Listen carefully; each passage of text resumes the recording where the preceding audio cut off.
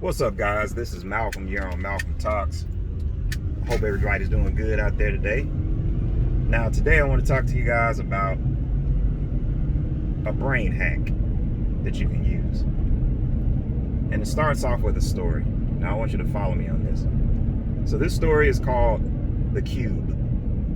C-U-B-E, The Cube. Now, I want you to close your eyes. Now, if you're driving, don't do that. But if you're somewhere at home chilling, I want you to close your eyes. And I want you to imagine that you're in a desert. And in this desert, there's a cube. What does the cube look like? This cube in the desert, what does it look like? Is it big? Is it small? What color is it? Can you see through it? You know, is it floating? Is it on the ground? What does this cube look like in your imagination? I want you to think about that for a second. Now, also in the desert, there's a ladder. There's a ladder in the desert. Think about it. Imagine it. What does this ladder look like? Where is the ladder? Now, where is the ladder in relationship to the cube? I want you to imagine all this in your mind right now. Now, also, in the desert, there's a horse. There's a horse in the desert. What's the horse doing? What does it look like? Imagine. Use your imagination. Think about this horse. What does this horse look like? What is it doing? Is it running around, jumping around? Is it just eating grass? Is it just chilling? What is it doing? Is it inside of a fence? You know, what's going on with this horse? Now I want you to imagine some flowers. There's some flowers in the desert. That's right. What do these flowers look like? Imagine. Now what I want you to do is imagine that there's a storm in the desert. You're looking out and there's a storm. What's that storm look like? What's it feel like?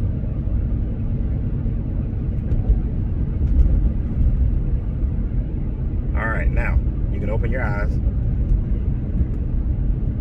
And now here's the brain hack, because I'm about to explain to you what all those things meant. This is a very deep exercise. It was actually created by some Japanese psychiatrists. And there's a book. It's called Kokiology. Check it out. That's one of the stories in this book. There's several of them, and I'm going to go over those in future videos. But let's talk about the cube. What does that mean? Well, the cube is your ego. If it was a very, very big cube in the desert, then you have a very, very big ego. If it was a small cube, you have a small ego.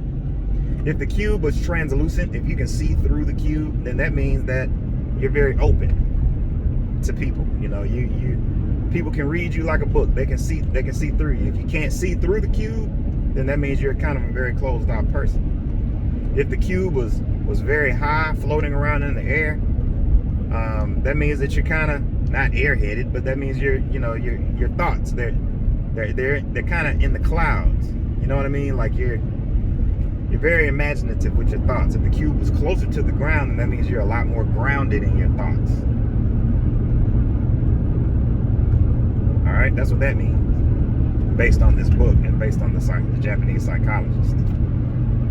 So what does the ladder mean? Well, the ladder is your friends. And how many rungs you have on that ladder is kind of how many good, close friends you have. Friends that you would consider real close friends.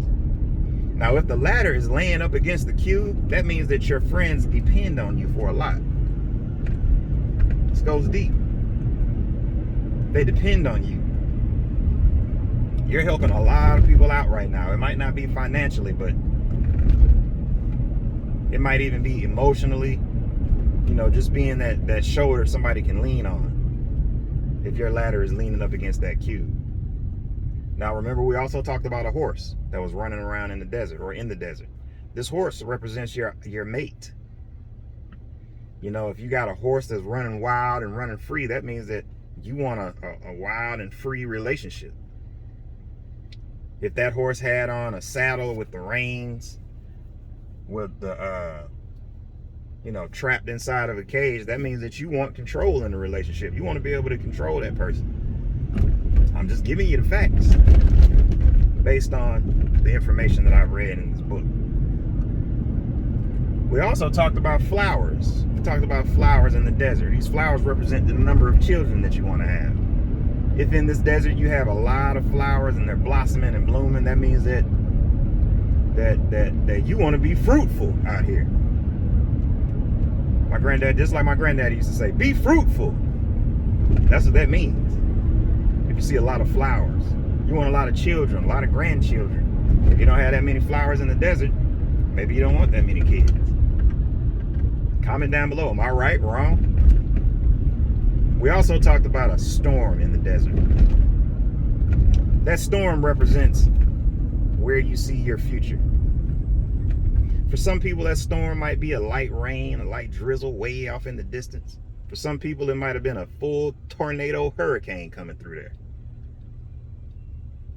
So it's all giving you a window into the deep recesses of your subconscious mind to kind of pull out some of those things to let you see what's going on. I hope you guys like that. Like I said, the story again is called The Cube. Check it out.